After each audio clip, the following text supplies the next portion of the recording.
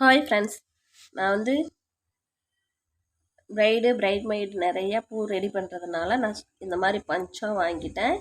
இது வந்து baby purse, இன்னொரு பூ வந்து ஆர்க்கிட்டு, ரெண்டையும் வச்சு நான் வந்து பிரைட்மெய்டுக்கு நிறையான பூ ரெடி பண்ணியிருக்கேன். ஃபஸ்ட்டு வந்து பேபி பெட்ஸ் வச்சுட்டு ஒரே அளவாக ஈவனாக வச்சு கட்டணும். பேபி பெட்ஸ் வச்சு ஃபஸ்ட்டு ஒரு நாட் போட்டுட்டு அதுக்கப்புறமா ஆர்க்கிட்டை முழு பூவாக வச்சு அப்படியே வச்சு கட்டியிருக்கேன். நம்ம பிச்சு வச்சு கட்டலாம், முழு பூவாகவும் கட்டலாம்.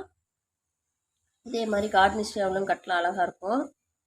இது வந்து ஒயிட்டாக இருக்கும்போது ரொம்ப அழகாக இருக்குது. ஸ்ப்ரே பண்ணினதை விட எனக்கு ஒயிட்டாக இருக்கும்போது ரொம்ப அழகாக இருக்குது. அதுதான் ரொம்ப பிடிச்சிருக்கு. நம்மளோட ரீத் வச்சு கிறிஸ்டியன் மேக்கப் பண்ணும்போது இந்த மாதிரி ஒயிட்டில் வச்சோன்னா ரொம்ப அழகாக இருக்கும். இதை ஃபுல்லாக கட்டி முடிச்சுட்டு நம்ம எந்த சேரீ வேணுமோ அந்த சேரீ கலருக்கு நம்ம ஸ்ப்ரே பண்ணியிருக்கோம்.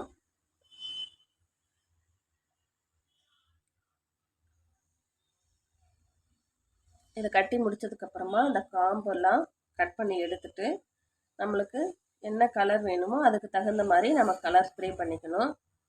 எனக்கு வந்து ஃபேண்டா கலர் சாரி சொன்னாங்க, அதனால் நான் இந்த இதில் வந்து ஃபேண்டா கலர் சாரி ஸ்ப்ரே பண்ணிவிட்டு அந்த ஒயிட் கலர் வச்சுருக்கேன். அதே மாதிரி இது மயில் கழுத்து கலரு சாரி, அதனால் அதில் இதெல்லாம் பிச்சு வச்சு கட்டியிருக்கேன். அந்த மயில் கழுத்து கலரில் இந்த மாதிரி நம்ம எப்படி வேணுமோ அதுக்கு தகுந்த மாதிரி பூ ரெடி பண்ணிக்கலாம்.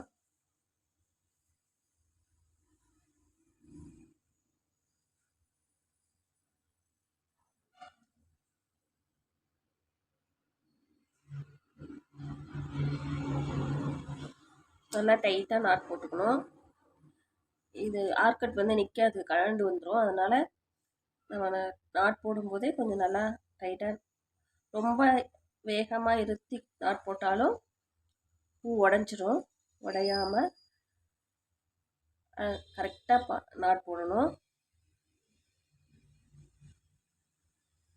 இது நம்ம எப்படி போட்டாலும் ஒன்றும் செய்யாது. ஆனால் ஆர்க்கட்டில் நாட் போடும்போது பார்த்து நாட் போடணும், பூ உடஞ்சிரும். இப்போ கட்டி முடிச்சிட்டேன்.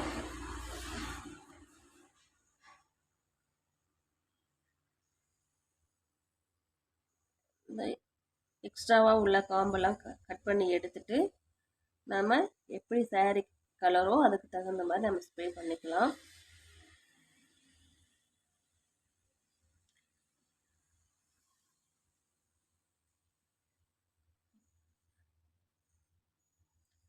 நான் 4 பேருக்கு பிரைட்மெய்டுக்கும் 2 பிரைடுக்கும் பண்ணி வச்சுருக்கேன். பாருங்கள். Thank you friends.